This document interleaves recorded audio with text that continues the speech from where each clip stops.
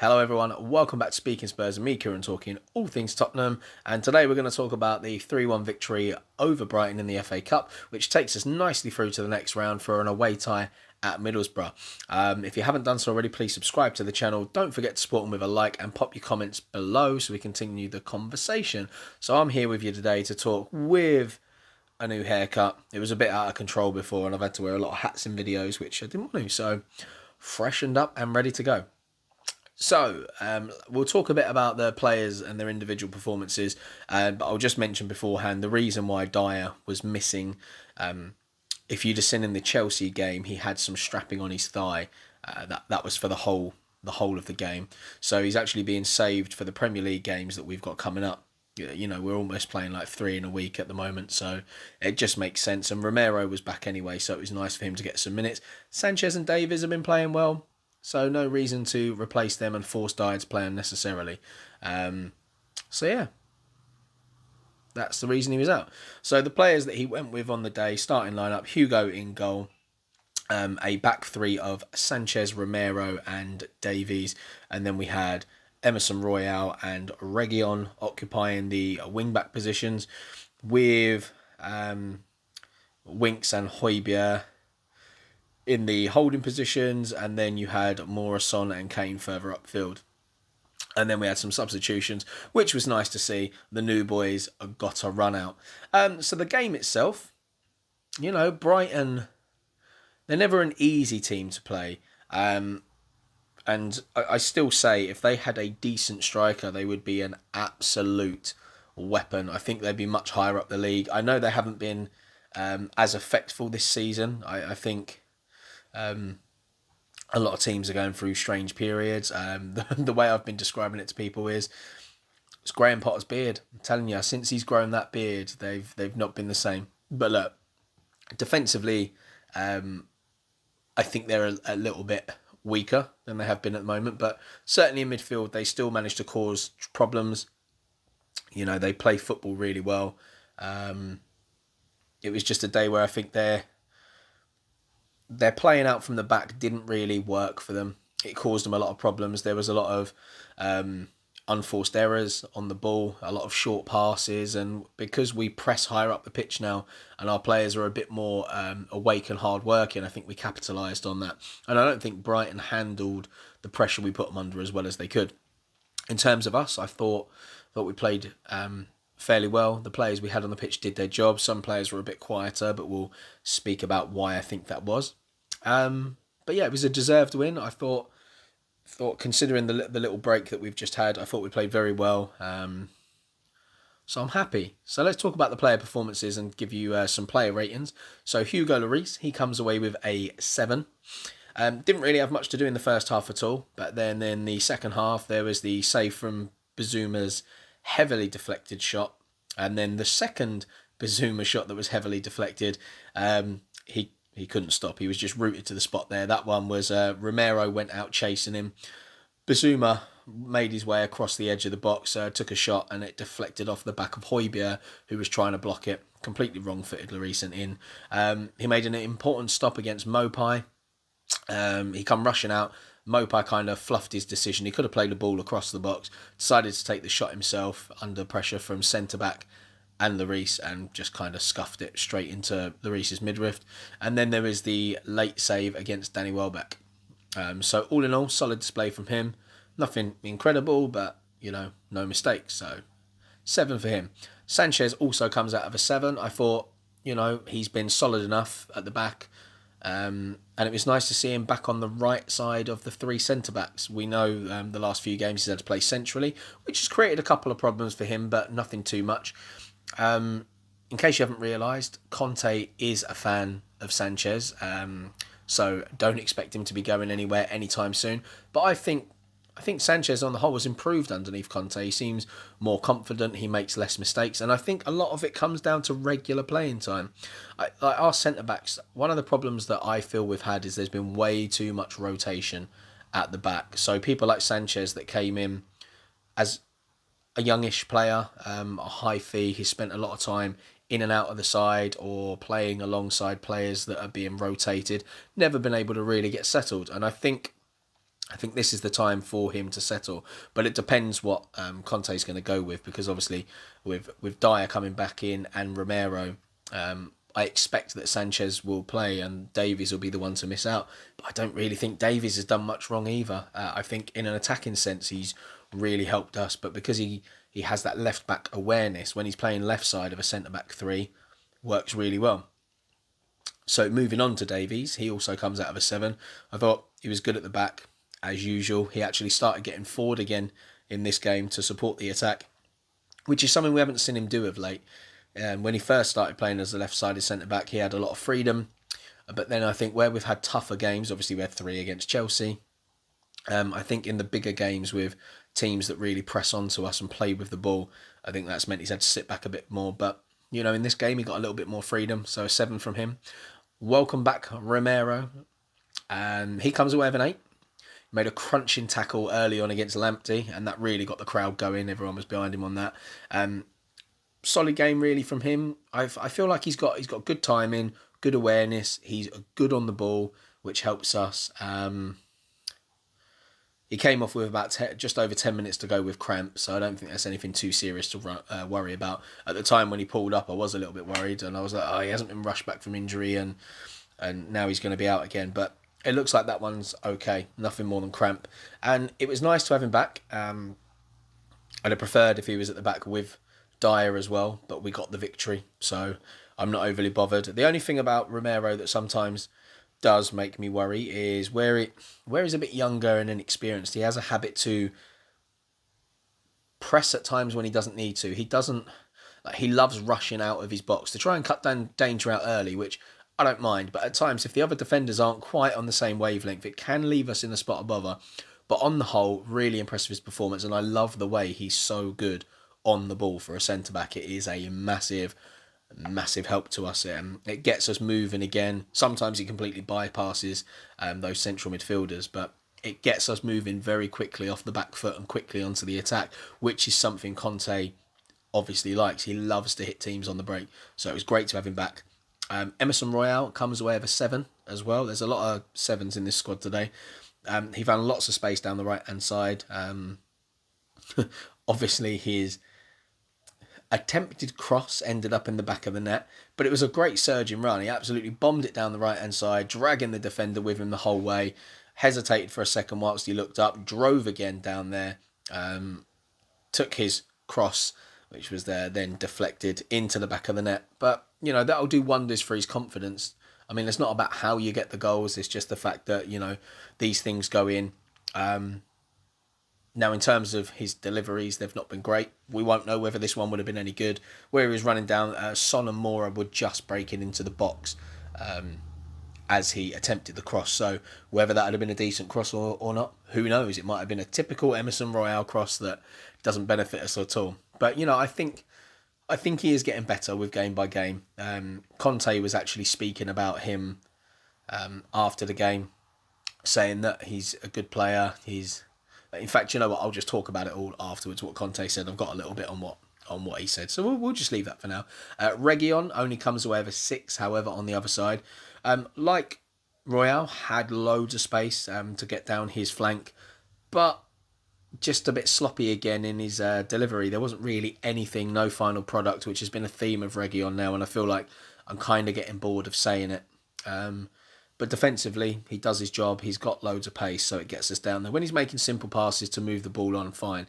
But just when he gets into that final third himself and we're relying on him to do the work with the ball, it's not as good. He did have an opportunity to score, but I feel like he could have taken a touch before he hit it. So that came to nothing. Moving into central midfield, Winksy comes away with a 6. It's not really his fault in a sense. He had a shot which ended up curling straight at the goalkeeper, just wasn't enough power behind it. I think he was a bit too far out. But part of the reason why he only comes away with a 6 is he was actually kind of kept quiet throughout the game because of Brighton's midfield, but at the same time he was having to deal with them. Bazuma, I absolutely love Bazuma as a player. I think he's excellent. I would have loved to have taken him in the window for Spurs. Maybe it's one to look at in the summer, I don't know. But I felt like Basuma and the rest of the midfield actually kept Winks quite busy. So his credit, he dealt with it. It just meant we didn't get to see as much of him on the ball as we would have liked. So yeah, a 6 for him. Højbjerg, he came away with a 7. He got the assist for the Kane goal. It's not like a worldie of assist or anything. It's just a little pass to Harry Kane. He worked hard, looked tired by the end of the game, and I feel like, again, that's credit to the Brighton midfield and Yves Bissouma that kept both of our guys really busy. Lucas Moura. Now, I was torn as to what to do here. Because, the guy does work hard, but he had a typical Lucas Moura day at the office where not really anything came off. I originally had him down at 5. I didn't want to give him a 6, so I think I'm going to compromise on a 5.5. I hate giving people half marks, but I don't think he was bad enough for a 5, but not quite good enough for the 6. He had a sloppy first half, is the best way to say it. Couldn't keep hold of the ball and didn't have as much impact on the game as he could have. But then there were some moments where he did win back possession for us, like near the edge of our 18-yard box. He made a couple of decent passes throughout the game. But on the game as a whole, just, it was a bad day at the office for him. And it was probably the wrong time for it to happen, seeing as, we just made 2 midfield signings. And Kulasevsky is obviously somebody that will be rivaling him for his spot on the pitch. So probably one of the worst days to have an off game. Then we move on to Sonny. Back from injury, Super Sonny comes away with a 7. Plenty of energy throughout the game. Can't complain with that, considering he's just come back. He was the one that won the ball back for the Kane opening goal. Had a big chance himself just before the hour mark, where he curled it at the keeper. And then obviously the big moment in the game where he made that lovely run through the centre. And what I liked about this run is he picked up the ball. And he was running at a decent speed with it. And then all of a sudden he just knocked it. Not far, a few yards in front of him, and really accelerated, changed the pace, and that kind of put the defenders on the back foot. Defender actually made a tackle in the end, not a great one, because it put the ball straight into the path of Harry Kane at the back post to pop that one in. And then he was taken off. Yeah, Conte took him off pretty much just to rest up because he's going to be needed in the coming games. And Moura also came off with 20 minutes to go. Now let's talk about Harry Kane. Comes away with a 9. And I was really happy for Kane because we've been waiting for a game where his all-round game comes back. And it did. He took up those deeper positions that we love him to have. And a lot of people, including myself, have been saying recently maybe he needs to spend a bit more time further forward, worrying about scoring goals for the team rather than the all-round play. But however, with the hard-working nature of the team now and the players around willing to make the runs, Sonny back, which is a great thing for him, Emerson Royale getting further up the field, it meant he could play more of the game that we've seen him play over the last few seasons where, holding up the ball really well, spraying passes all around. He got his goal on 13 minutes, which he took really well. It was an absolute classic Harry Kane goal where he's outside the box, moves the ball into a little bit of space, uses the defender to bend the ball round and leave him with the goalkeeper with no chance. It was a sweet, sweet strike. We've seen many of these type of goals from Harry Kane. But yeah, the passing I thought was incredible on the day. He was looking to get people involved constantly. And then he doubled his tally, showing a bit of hunger in the box, latching onto the loose ball from the tackle on Sonny. So all round from him, I thought it was a really good display. You could see what it meant to him when he scored, despite all the rubbish that went on in the summer. As I said before, I don't think Harry Kane ever wanted to leave Spurs in a sense of that he wants somewhere else. It's just a case of Spurs hit a rut and had gone from here to here. And the problem is with him at a player, he's like up here somewhere. So I don't think it was ever, he doesn't want to be at Spurs. I think in an ideal situation, he would have wanted Spurs to have kicked on in that time, win the Champions League final, win a cup final, get a league title over the line. But, it just didn't happen. Anyway, enough of that. Let's talk about the substitutions. So we got to see both our new boys. So we'll leave them for last. I'm not going to do it in the order that they came on. We'll talk about Bergwijn first. So he come on and didn't make the impact we would have liked him to.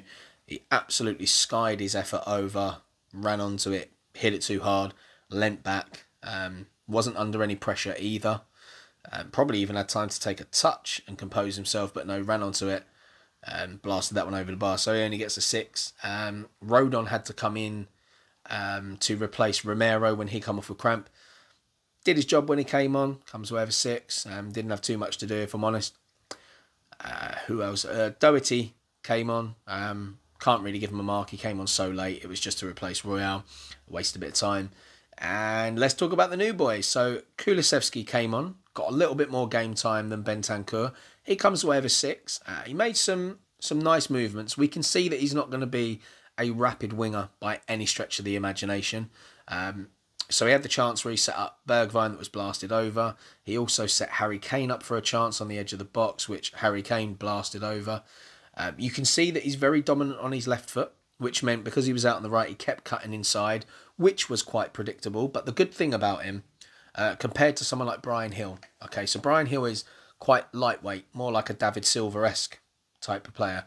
Kulusevski's built a bit more. He looks like the right size for Premier League football. He's strong. He's a tricky customer, even if he's doing something predictable. But I do like the fact that in this game, he could have taken a couple of shots on his left himself, but didn't. Decided to be unselfish and try and create for teammates, which I can tell you now will go down well with the teammates. They'll be like, do you know what? This is a guy that is going to do the work. He's even come out and said that he wants to create a partnership with Harry Kane. He said he's the sort of person that loves, the punishment of working hard, which is, ticking the boxes of everything we want to hear as fans. He's unselfish. He's willing to do the work, puts it in. So I'm happy with that. It was a good first performance from him, considering the amount of time he got and the fact that they've probably only trained once, maybe twice with the team. So really happy with that. Then Bentancur had less time on the pitch, but actually comes away with a 7. A little bit of a higher mark. Really nice footwork at times. There was one pretty much on the edge of our 18-yard box where he dragged the ball back, put it round himself, got us out of trouble, played a little 1-2. That was nice. He's good in possession. He broke up some of Brighton's play, which I'm really happy with. He did get yellow carded, and apparently that is something that happens regularly. Now, what I've looked at, bits about him from his time in Italy, but the one thing that I don't really look at is their track records of cards. For some reason, that's nothing that ever crosses my mind. But yeah, he's got a bit of a track record of picking up bookings, so expect that to happen throughout the season. But the fact is, Harry Winks has been playing better, so Skippy as well, good player. Højbjerg, good player. So the fact that Winks is on the rise as well, it gives us 2 options really, because naturally you're going to have 2 of them on the pitch. So say it's Højbjerg and Skippy, you've got the option to take both of them off and replace them then with Winks and Bentancur. So it just strengthens us a little bit in a certain area. But I'm impressed with him. He looks like he's going to slot in just fine, and he's obviously had less time with the squad. Pretty much, he just came straight back from international duty, so really happy with that. But let's talk about what Conte has said. I'm not going to say his exact quotes. I'm going to break it down because Conte's press conferences tend to take quite a while. He talks very, very slowly and mumbles, and it gets quite boring very quickly. So I'm going to break it down and make it a bit quicker for you. He obviously asked about the new signings. He said it was important for Kulusevski and Bentancur to experience the stadium atmosphere. He said himself the fans' noise was so intense it was difficult to communicate with the players. And that's just lovely to hear. I think the FA Cup means a lot to fans. They absolutely love it. And I think the energy that our team showed, the way we played, a dominant performance, probably made the fans get behind him even more. So that's great to hear. A little bit worried he couldn't communicate with the players because of the noise. So if you're in the stadium, just quieten down a few decibels so he can get his point across, all right? Stop being so enthusiastic. He said it was good to have Son and Romero back. He was saying that we need to manage their minutes. It's important to do that. We've got games coming thick and fast. He said they're important players for us, which we already know that. He was asked about Emerson. He said Emerson to score was good for his confidence. He played very well. We need to remember he's only 23 and to play in another league is not simple. He said that he knows there's space for improvement himself. Then he went on to talk about, a few other things like is Kane back to his best, yada, yada, yada. Like, I don't think Kane's quite back to his best, but he's getting there, so it doesn't matter what Conte said on that. But then he was talking about our playing style and said that we want high intensity. We want to be exciting with and without the ball. We want the fans to feel that, which I think they certainly did in the stadium in the game. He said we also need rotation as we're playing so often, and I think that is the key to it. Like if you look at the transfer window, we're stronger in the starting 11 and maybe the bench, but as a full squad, I think we've been left weaker because we let maybe too many players to go and not enough came in. But in terms of what we're going to get in the dressing room, around the training ground, I think there's going to be a more positive atmosphere. So maybe, not bringing in as many players as we need. It's not the worst case scenario because a better mood in the camp lifts everyone. They fight for each other more. They'll fight for Conte. They'll fight for the fans. We'll see better attitudes around the stadium. So it can only be a positive. And then I think the summer's going to be an interesting window for us. I do think we will do things. It'll be very good. Some of those players out on loan, no doubt, will stay away from the club. I expect Hill to come back. And it actually looks like Brian Hill in the 2 games he's played so far is doing really well. He in the first game had he won more of his take-ons than anyone else in the Valencia squad has all season, and I think that league suits him a little bit better. But I think if he comes back and he can get a little bit stronger, I think he can be key for us. He can be a bit like another Silva, who was incredible in the Premier League for Manchester City. So, and I'm talking about David Silva, not Bernardo. I think he can be a fantastic player. He's got the ability to drift in and out. He's got very good footwork, a low centre of gravity. Don't think it's his time yet, though. But this loan will do him some good because he'll be playing a lot of football. So, yeah, expect some of them to come back. But I think, certainly Ndombele and maybe Lo Celso will stay out. I don't think we'll be seeing Ndombele back. Although he's actually said to him in an interview that he's still a Spurs player, and we don't know what will happen next season. So. Yeah, it is what it is. But for us, I think it was a very good performance. We move on to the next game. Oh, just speaking briefly about targets. So Dejan Spence is somebody we were highly linked with throughout the window, as a few teams were. Now, if you got to watch any of the other games over the weekend, he had a pretty good game. I was listening to it on TalkSport. I didn't get to watch it, so I ended up watching some highlights, and he's an exciting prospect. He's going to have a great future ahead of him, as will the fullback on the other side. I can't remember his name, but from what I saw, he had a good game as well. So definitely keep an eye out for Dejan Spence. I think he's somebody that we will go in for in the summer. But yeah, thank you so much for sticking around for that video. I hope you enjoyed it. I have been Kieran from Speaking Spurs. Don't forget to subscribe to the channel, give it a thumbs up, post your comments below to continue the conversation. And until tomorrow, come on you Spurs.